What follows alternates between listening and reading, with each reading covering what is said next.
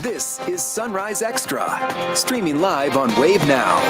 Good morning. Happy Monday. Hopefully you were able to get outside this weekend and enjoy that beautiful weekend we had. Oh, isn't it so nice? Perfect timing. Yeah, the 70s on Saturday, 60s on Sunday, and today we're just going to keep that trend of our temperatures dropping a little bit. But at least we got to keep the sunshine, so that's some good news. This morning, though, things are certainly on the chilly side, waking up to a lot of those 20s and low 30s to start off the day. 34 degrees now at the airport in Louisville, 30 into Bedford and Columbia, 28 in Corydon, seeing 34 in LaGrange. So everyone is off to a cold start, but at least we're seeing images like these on our SkyTrack camera where we have the clear skies overhead, where we're seeing that sunshine already over the horizon, even though we still have a little bit more than 20 minutes for that sun to actually come up.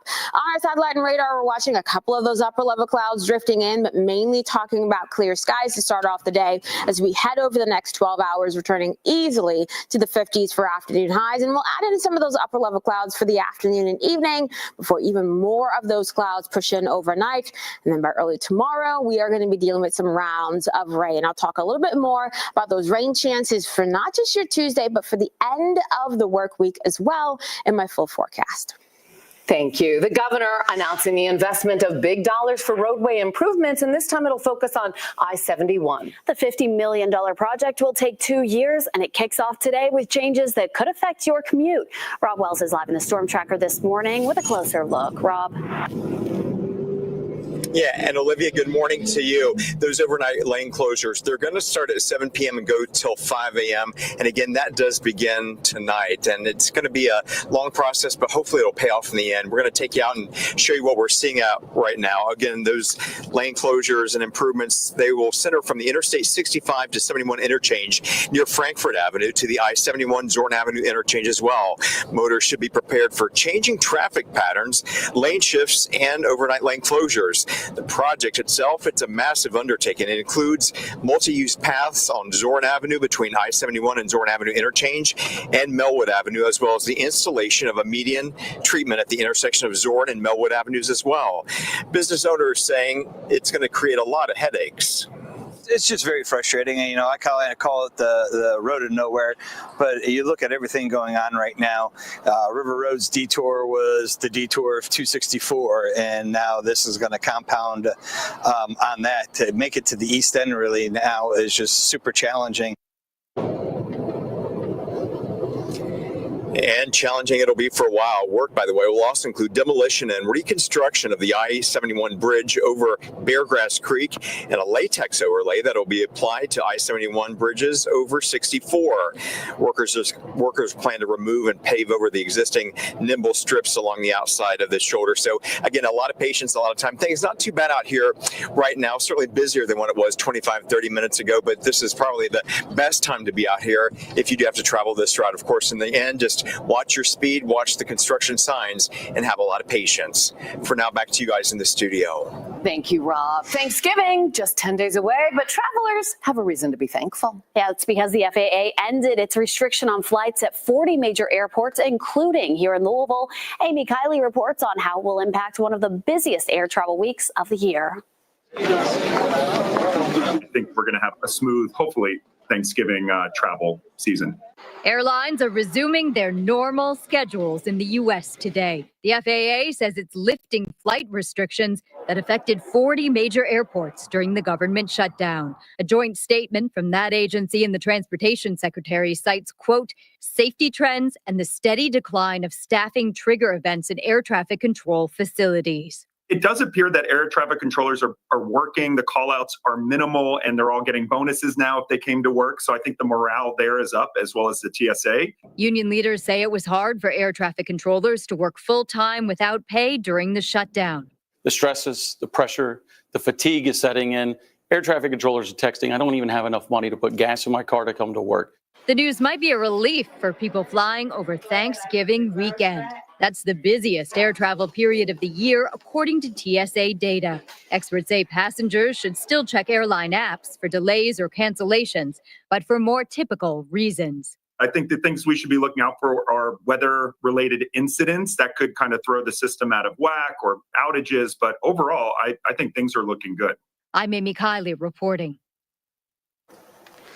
After weeks of uncertainty, SNAP recipients across Kentucky should now be able to access their benefits. Governor Andy Beshear announced eligible residents in the Commonwealth should have that money loaded onto their cards. He said Kentucky is one of the first states to process full benefits. Those were suspended November 1st because of the government shutdown, which became the longest in the country's history. While it was going on, Governor Beshear and 24 leaders from other states challenged the Trump administration on what they called its unlawful decision to suspend SNAP. A judge ruled in their favor, and on November 6, Kentucky became one of the first states to process partial benefits. A man is dead after a shooting in Bashford Manor. LMPD says it happened just before midnight on Saturday at an apartment on Kemmons Drive, close to the intersection of the Watterson and Newburgh Road. The name of the man shot has not been released. Police say no arrests have been made in the case.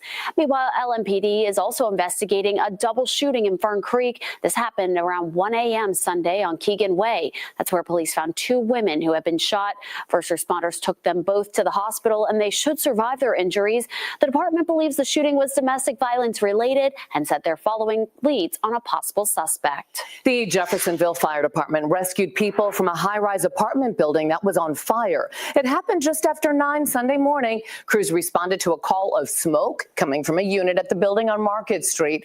Then they heard other tenants' units were filling with smoke. When firefighters got there, they found flames coming from the upper floors. One crew put out the fire and another helped get everyone out. There were no reported injuries. Investigators are still trying to figure out what started the fire.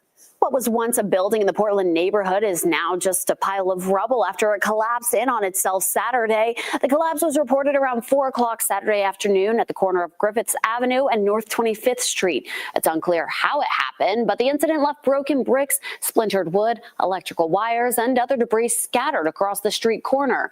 When our crews got there, LG&E and Louisville Fire were working to make the area safe. The fire department says it was a vacant commercial building that might have been used as a grocery store at one point. They didn't find anyone inside. No injuries were reported, and they didn't find any hazards. They say all utilities to the building have been secured, and the property has been returned to the owner for inspection. Sunday was World Remembrance Day for road traffic victims, and a number of people have called for safer policies and practices. Each year, more than 1 million people are killed in traffic crashes worldwide. Donya Curdy's brother, Rakan, died days after an accident on Bardstown Road. Rakan was waiting at a red light when the other driver came up drunk and speeding at 77 miles per hour. People like Donya took time out of their Sunday to remember the lives lost.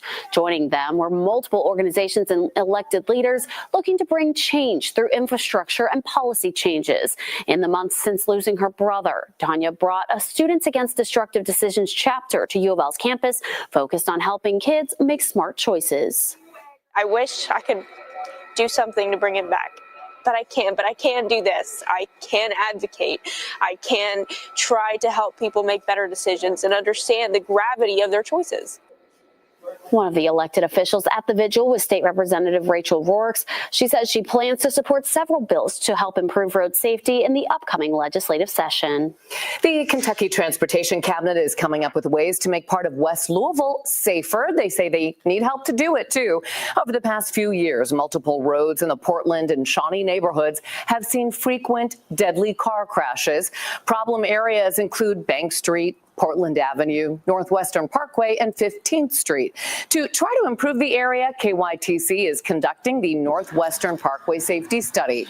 Here's a map showing the parts of town the study will focus on. KYTC hopes to find ways to enhance safe mobility and maintain adequate connections. And this week, they're having a public meeting to get people's opinions. It's on Thursday at Lyman Hall at the Good Shepherd Catholic Church from 4:30 to 6:30 p.m. We have more information on the study at wave3.com.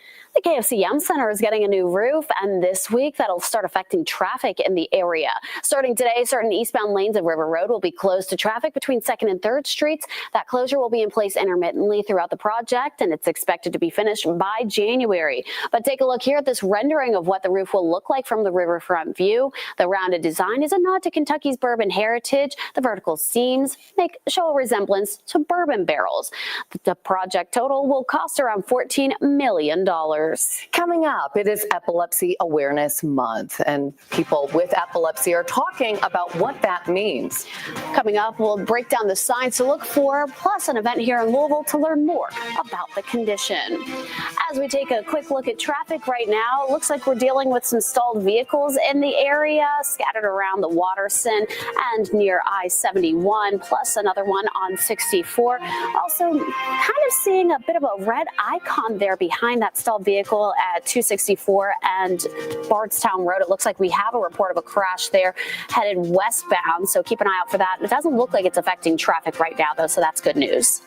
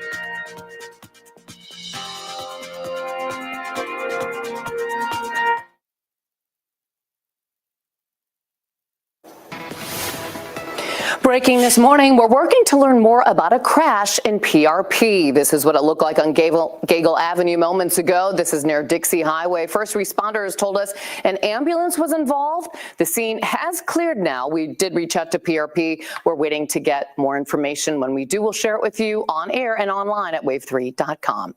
November is Epilepsy Awareness Month, and the Kentuckiana Epilepsy Awareness Foundation wants people to know seizures can happen to anyone at any time. According According to the foundation, epilepsy is a medical condition where someone has 2 or more recurrent unprovoked seizures. Experts say there are many reasons why someone could have a seizure, like missed medications or low blood sugar. But for someone with epilepsy, there's no specific immediate trigger. Researchers say if this is happening to you or someone you know, you should visit with a neurologist. We spoke with Jamie Block in our Wave studio. She had epilepsy as a child, and her son Reed was diagnosed when he was 4 years old. Block says she wants people to know epilepsy is more than just seizures. We have had a journey with him, first with his seizures, and then also just some other complications that come with epilepsy, such as learning difficulties and speech delays and things like that. It is defined by seizures, but it is a lot more than just seizures. It is the brain activity. It is the whole body. So it affects every aspect of our lives. The Epilepsy Foundation is holding an event tomorrow. It's called Night Under the Purple Lights. It's happening underneath the Big Fort Bridge, which will be lit up with the purple lights. And you can show your support for those with epilepsy, and that runs from 7 o'clock until 8. But as you're planning out your week, it's going to be rainy out there. Yeah, a lot of rain, huh? Yeah, we'll be dealing with multiple rounds of it, but thankfully we do have a couple of dry days this week, including today. So that's some good news I can give you. The satellite and radar all across the Ohio Valley shows high pressure just fully in control and off towards our northeast, into the northeast. They're dealing with a little bit of lake effect snow. So yeah, it has begun for sure, right? All across our region, we are seeing mainly clear skies to start off the day, with the radar picking up on some of the birds even taking off right there just as that sun came up, as they typically do. So what we're seeing on the satellite and radar matching with what we're seeing on the SkyTrack camera, clear skies and the beginnings of what will be a gorgeous sunrise. Your temperatures are in the 20s and low 30s, so almost everyone near or at least below the freezing mark to start off the day. So that means, yes, bundle up, layer up. Now, with the sunshine that's in our forecast, we will return to the 50s, mainly mid to upper 50s for your highs this afternoon. So that is going to be cooler than what we dealt with yesterday. Then for tonight, falling down into the 30s and 40s as we get towards midnight,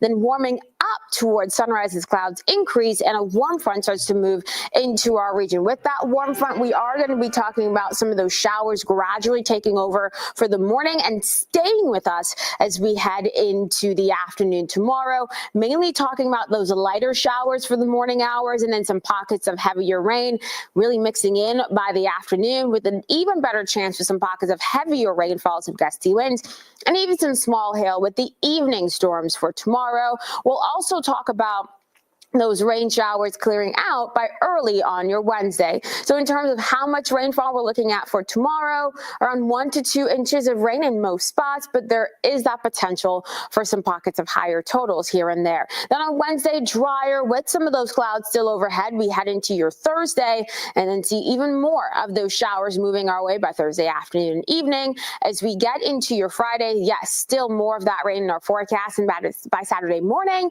we are going to be talking about the rain moving out of our area and drier conditions for the second half of your Saturday into Sunday. Now, for your Thursday and Friday, even with the rainfall, those look to be our warmest days this week. Behind that Friday system, we are going to be sitting in the 50s again for the weekend. And by the middle of next week, we'll be seeing some more of those showers coming back our way. So we are going to be talking about multiple rain chances, but if you're looking for days that may be entirely a washout for you, Tuesday and Friday, those will be the days we'll see that, even as we have some rain chances lingering into the weekend, even Saturday, not looking like a complete washout. So to keep that in mind. Shannon.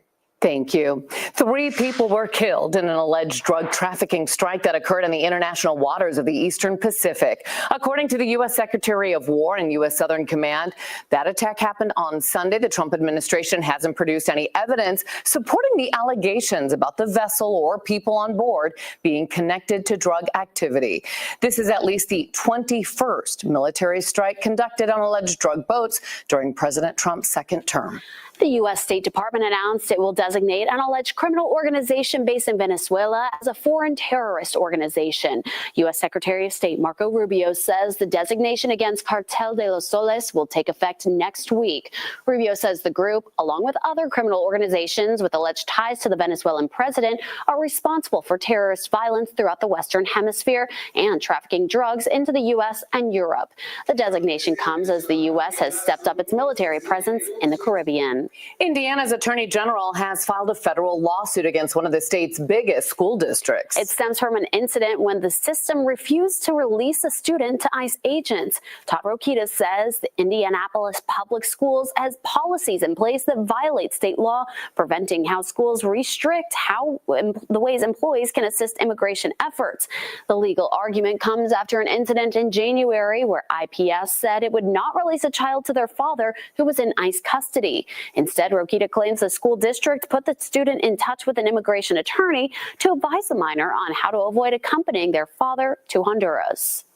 A recall alert right now. Nearly 113,000 plug-in hybrid Jeeps are being recalled because of a possible issue with the engine. According to Stellantis, the engines could be contaminated with sand from the casting process, and that could lead to a fire. The recall covers certain model year 2024 to 25 Wrangler 4XEs, as well as 2023 to 2025 Grand Cherokee 4XEs. The National Highway Transportation Safety Administration says drivers may hear a knocking noise coming from the engine or see a malfunction indicator lamp on. Owners will be notified by mail at the end of December. A heads up, Belkin portable power banks and wireless charging stands have been recalled due to a potential fire and burn risk. The lithium-ion battery in the devices can overheat, posing fire and burn risks. The product was sold at stores including Best Buy, Target, and Walmart between August of 2020 and August of this year. They were also sold online on Amazon and TikTok. The company says they've received at least one report of a fire incident in the U.S. Customers should immediately stop using the product and contact the company for either a full refund or a store credit. Still ahead, the holiday season can mean an increase in respiratory illnesses. It comes as health leaders are tracking cases of whooping cough. We'll break down what to know about the illness and how to protect yourself against it.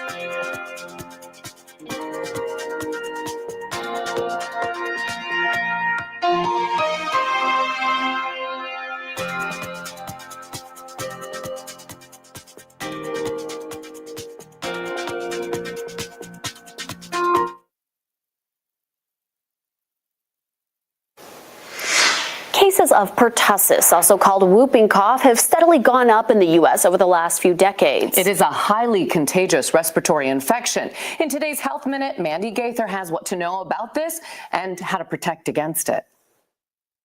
It's an illness becoming more common. Pertussis or whooping cough cases are increasing in the U.S., and the CDC says much of the disease goes unrecognized and unreported. It looks like we're going to have similar numbers again in 2025. So it continues to be a major problem for us. Dr. Camille Sabella with Cleveland Clinic Children says because the disease is highly contagious, it can spread quickly. Infants under 1 year old are at greater risk for serious disease as their immune systems are still developing. In children, whooping cough may seem similar to a common cold with mild respiratory symptoms, but it progresses to severe coughing fits that can last several minutes. But in infants, Sabella says that same coughing may not be present. They can present with choking episodes, gagging when they feed, turning blue, stopping breathing. Sabella says vaccination is the best defense. Whooping cough vaccines are combined with diphtheria and tetanus vaccines as part of routine vaccinations. The recommendation is 5 standard doses before a child starts kindergarten. Then there's a booster dose recommended between ages 11 and 12. Pregnant people are also advised to get a booster dose to protect babies until they're old enough to be vaccinated. Until they actually finish the primary series during the first 6 months, those babies are particularly susceptible to getting whooping cough. For Health Minute, I'm Mandy Gaither.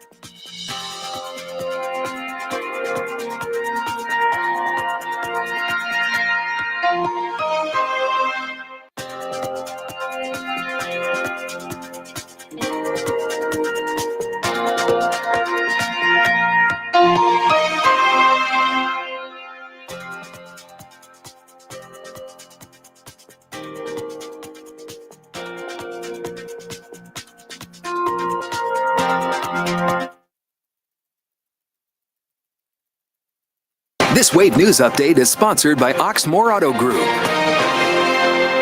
Good morning, I'm Shannon Kogan at 7:26. Breaking this morning, we're working to learn more about a crash involving an ambulance in PRP. It happened on Gagel Avenue near Dixie Highway this morning.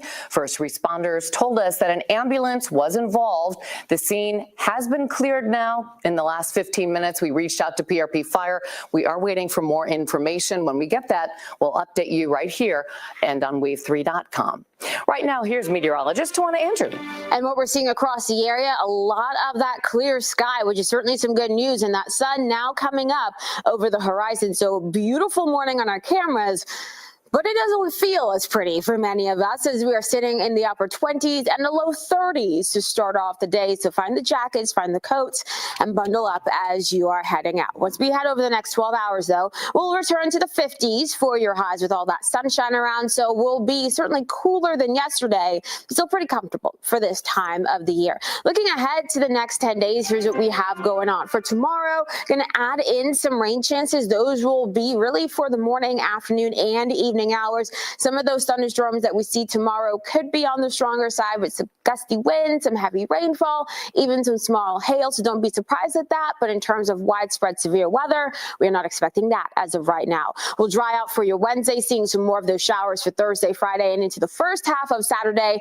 Then some quiet weather for the end of the weekend before we see some more rain chances getting into next week. In terms of what we're seeing on the roadways, we do have a number of stalled vehicles and seeing that slowdown for those of you traveling on Bardstown Road. But we're also keeping an eye on Bardstown, that ramp to the Waterson Expressway. This is where we have the left-hand shoulder blocked. And it does look as of right now that they just cleared that. So the Waterson looking pretty good to start off your morning.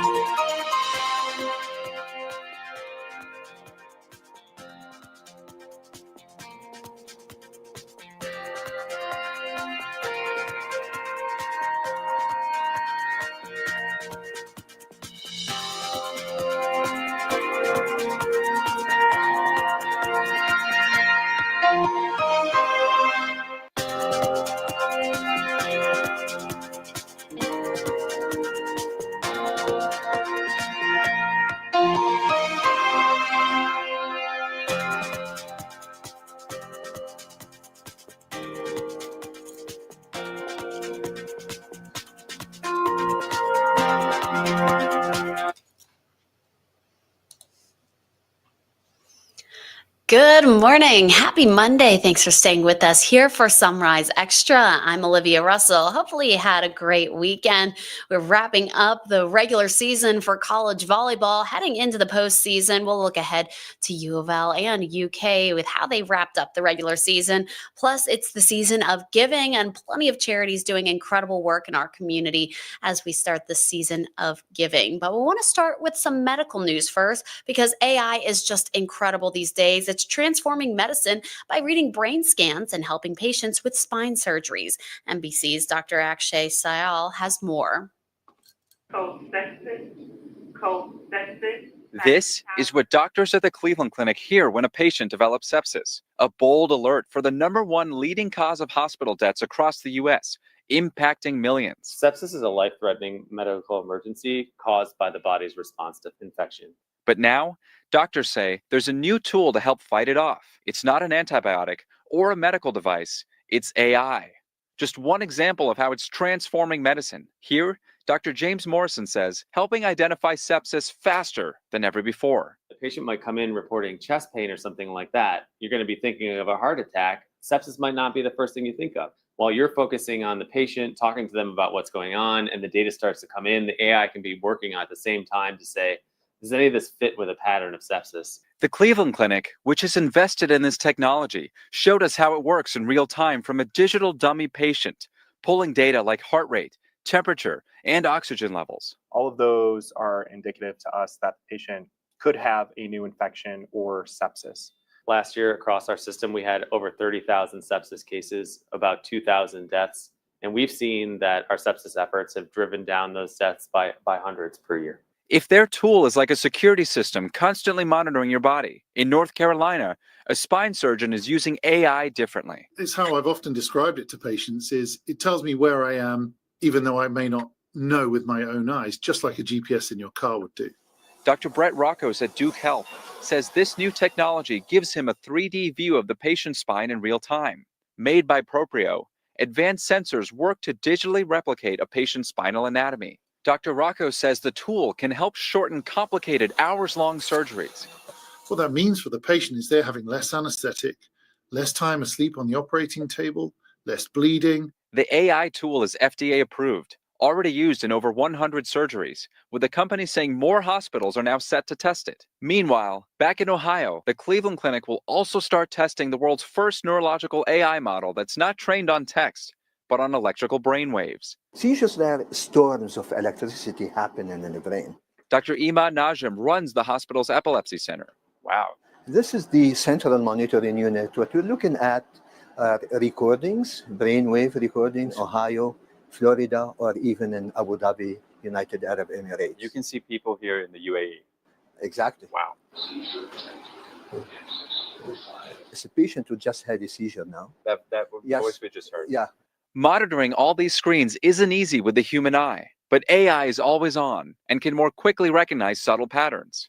We may be seeing something which is difficult to ascertain that it is a seizure or not. Our AI model will be able to detect it as early as 40, 50 seconds before. Kristen was diagnosed with epilepsy in 2016, but says despite the meds, her seizures haven't stopped. Now she's here looking for answers. They're bringing artificial intelligence or AI into that EEG. How would you feel about something like that? That'd be really cool. If it's something in as much as it's looking at those patterns to see if it can find like a trace, that would be great. I don't want it to obviously take the role of clinicians who are there to help advise and make like ethical decisions. And it comes as people turn to AI for medical diagnoses, the next stage of what's dubbed cyberchondria, something experts caution. And the industry is also grappling with how to address strict data privacy laws. But doctors say it can still assist. Use artificial intelligence to complement human intelligence and using human intelligence to make the final decision. But that's not the only way AI is being used in science. A scientist in Japan has developed a technique that he says uses brain scans and artificial intelligence to turn a person's mental images into accurate descriptive sentences. They're calling the method mind captioning. AI is used to generate descriptive text that mirrors information in the brain about visual details like objects, places, actions, and events, and the relationships between them. Experts analyzed the brain activity of 6 native Japanese speakers between 22 and 37 years old.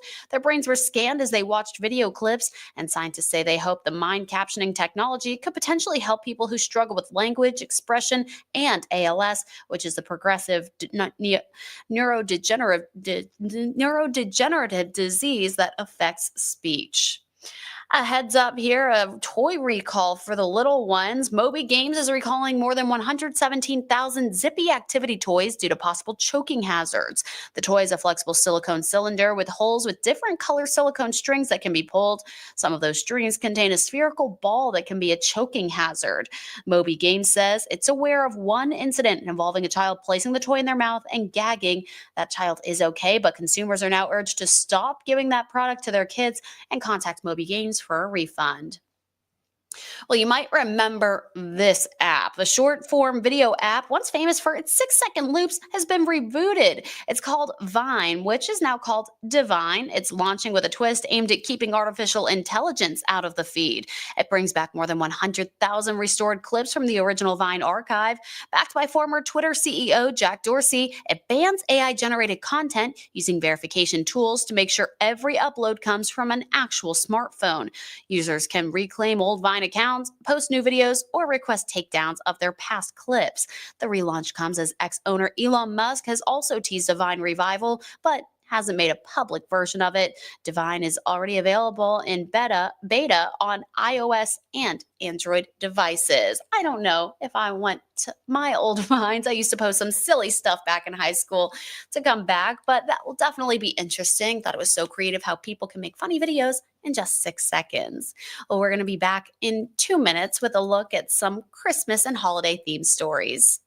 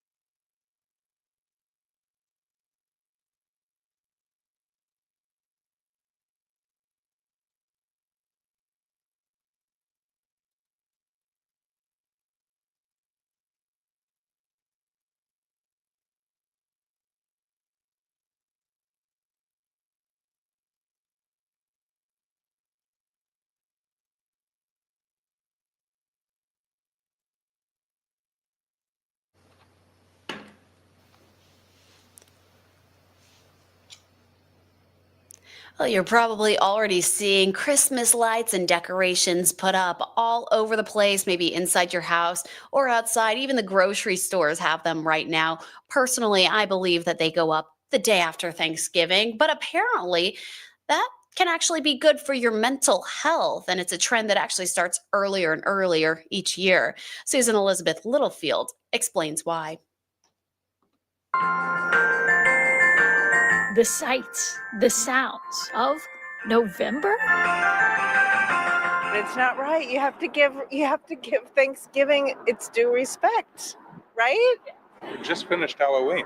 But for some, that means go time. I plan on decorating very soon, and I might make my house into like a gingerbread house. Here at the Stillwater shop, it's not even up for discussion. It's Christmas all year round here. And Katie Wolfart, the early decorations mean early revenue. It's been good for business, and surprisingly, our sales are trending just up a little bit year over year. Thanks to those early tree placements. So you guys get in the spirit early? Oh yeah, yeah. This week I'll put it up. And I have 13 grandchildren. So my 13 grandchildren will decorate the tree. And they are far from alone. A survey shows 30% of people asked are in full Christmas mode before December 1st. And 60% of adults asked say that people start celebrating the holidays earlier now than when they were kids. Most people can't talk about the holidays without talking about emotion to some level. And she would know. Amy Morin wrote this article for Psychology Today about why decorating early is a good thing. There is research too that decorating can help us with collective anxiety. And so when you start to see your neighbors decorating and you start to see people talking about the holidays, it kind of makes us feel like we're all in something together. And that's why she says this trend got a big boost 5 years ago. So during the pandemic, we all knew we were in the same situation in terms of having to isolate ourselves.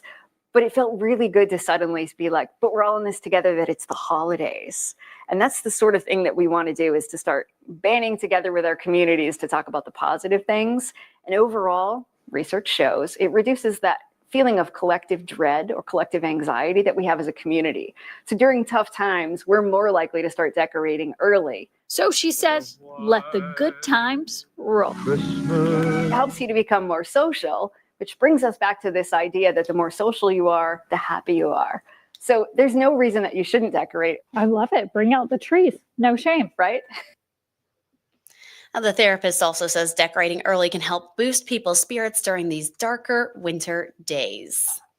Hourly employees at Walgreens will no longer receive paid vacation time for 6 major holidays, including Thanksgiving and Christmas. The move comes about a month after the pharmacy giant was acquired by Sycamore Partners. Walgreens announced last month that it was laying off roughly 80 corporate employees. Last year, the company announced it was planning to close about 1,200 underperforming stores. NBC reached out for comment, and Walgreens has not responded yet. A group of women in our area made sure dozens of people will be able to have a Thanksgiving dinner for the upcoming holiday season. The organization Alpha Kappa Alpha spent Saturday morning packing and distributing more than 100 Thanksgiving baskets for JCPS families in need. The baskets were filled with traditional Thanksgiving items like mashed potatoes, cranberry sauce, and dinner rolls, plus other things that go beyond the typical Thanksgiving foods. They've been doing this for more than 10 years, and they've seen that need grow. When we first started, it was about like maybe 35 baskets that we would give away. So we have worked up now to where it's over 100. So we're blessing even more people. Making such a great impact in the community, and their work isn't just during the holiday season. The organization also provides 2 meals for 85 students at an area elementary school so they can have food for the weekend. A woman in the Algonquin neighborhood took on the task of giving as well over the weekend. Mara Green Lee wasn't working on behalf of any charity or nonprofit, just working from the goodness of her own heart. She told us she saw how many people were having trouble getting by during the shutdown, and she decided to host her own food drive.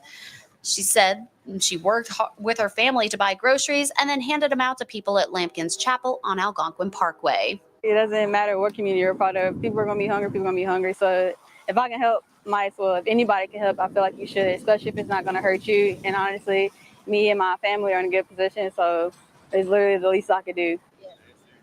She said the event had a bigger impact than she thought it would, and now she's considering doing it every year. Well, it's an iconic sound. Get ready to hear those familiar bells at the grocery store. The Salvation Army's Red Kettle campaign kicks off tomorrow in Kentucky. Each year, the group raises money for its Angel Tree program, which pays for gifts and necessities for children in need. You'll soon see volunteers ringing those bells in front of the trademark kettles at grocery stores and other businesses throughout the Louisville metro area. The official kickoff for the campaign is tomorrow, and that is how you know it's the holiday season. We're going to take a quick break. We'll be back with some of the headlines in sports coming up in just 2 minutes.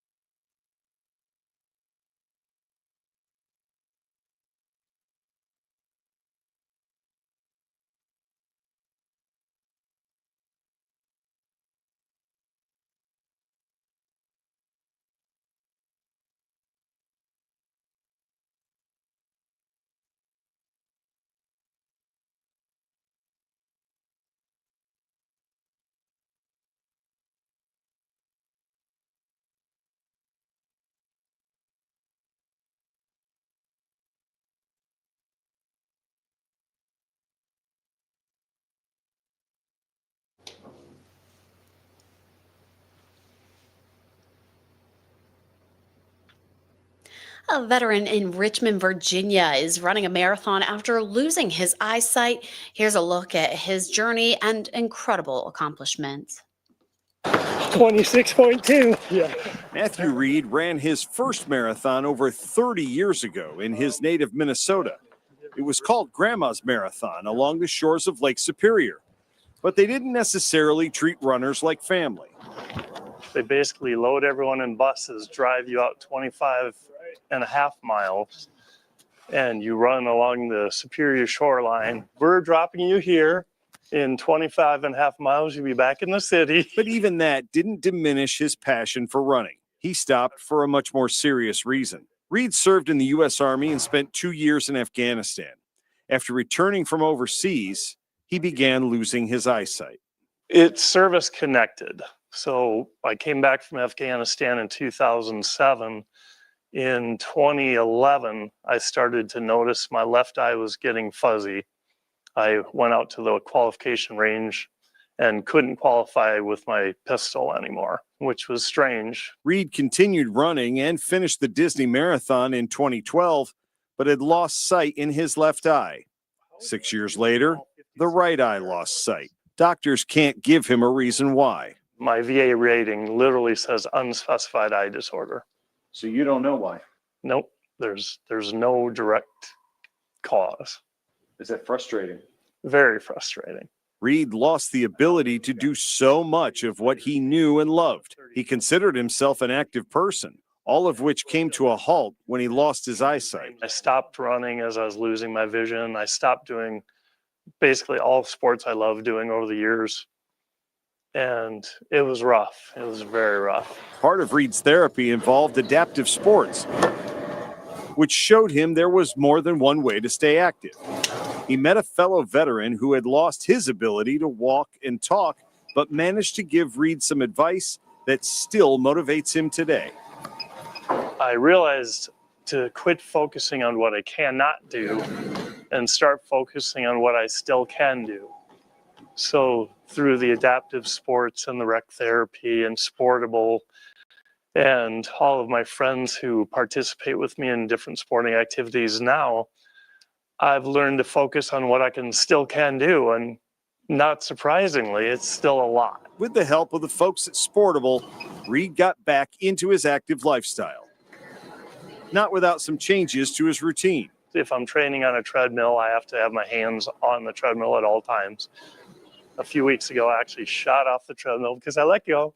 But I landed, did a perfect 10, high five, and then got right back on and kept training. All right. He ran the Monument Avenue 10K 2 years ago, and for the first time since Disney 13 years ago, he will run a marathon here in Richmond with the help of a guide runner tethered to his wrist, right, helping him avoid tripping over hazards that come with road races. Big ones. Veer right, veer left. We're coming up on rough ground. We're going to take a left in, 50 yards. As far as it affecting my ability to run, not at all. For many who will run the Richmond Marathon this year, it's the culmination of weeks and months of training and perhaps the completion of a long-held goal. For Matthew Reed, it will signal a personal transformation he may not have thought possible just a few years ago. All right, let's roll. I was in a pretty low place 5 years ago, and thanks to being able to get back into all these sports and re-engage with family and friends and things outside of the house, it's just a world of difference. I feel so much better. There are so many organizations around Richmond that work with folks who need adaptive support through sports, and also for people who are just thinking, well, maybe I can do that. I challenge all of you, get up and get out and do it. Let's go! Yeah.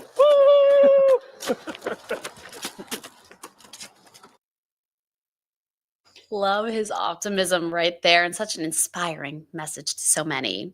Well, the NCAA tournament for women's volleyball just around the corner, and teams in our area took to the court over the weekend to continue getting ready for the big dance and wrapping up the regular season. The 7th-ranked Cards took on the 14th-ranked Miami Hurricanes at home yesterday. Cards went down early, giving up the first 2 sets of the game, but they didn't give up. They were able to win the 3rd set. With that momentum, they won the 4th set. And the tiebreaker 5th set, they completed the reverse sweep, and their first reverse sweep in 2 years. And another great team coming out of the Commonwealth, 2nd-ranked Kentucky in action, taking on Arkansas at home. The Cats took care of business early, sweeping the Razorbacks, winning by a score of 3-0. They finished the regular season undefeated in SEC play and earned the outright regular season championship. The title is the 9th straight championship for Kentucky volleyball, marking the longest consecutive championship streak in Power 4 conference history in volleyball. They finished with a 22-2 overall record. They'll be the 1 seed in the SEC tournament. Good luck to both of our Commonwealth teams there in the postseason. Well, history was made on the football field yesterday in Jacksonville as former Kentucky Wildcat and defensive end Josh Hines Allen became the Jaguars' all-time leader in sacks. At the second quarter, Hines Allen recorded his 56th career sack when he brought down Chargers quarterback Justin Herbert. He surpassed Tony Brackens for number 1 on the team's all-time sack list. Brackens held that record for the Jags for more than 20 years, so a big accomplishment for him here. Hines Allen spoke after the game saying it was cool to break the record, and he's just looking forward to stacking wins and, of course, sacks as well. I'll take a look at these cutie pies. The Smithsonian's National Zoo and Conservation Biology Institute in Front Royal, Virginia is sharing the good news this morning. While the government shutdown was happening, there were 4 cheetah cubs that were born. Look at how cute they are with mama there. You can see it appears mother Amabala and her babies are bonding. She's a 5-year-old female adult, and her adorable cubs were born on October 17th. The zoo says the baby cheetahs appear to be strong, active, vocal, and eating well. I can only imagine the little meows that they have. Fewer than 7,000 cheetahs remaining in the wild, and the zoo says every birth is vital for the future of the species. And just seeing how cute they are, I have to say, yeah, we want some more of those in the world, but they're probably not as cute and cuddly as I like to think they are. That's all the time we have here for Sunrise Extra. Thank you so much for joining us. I hope you have a great Monday and a great week ahead.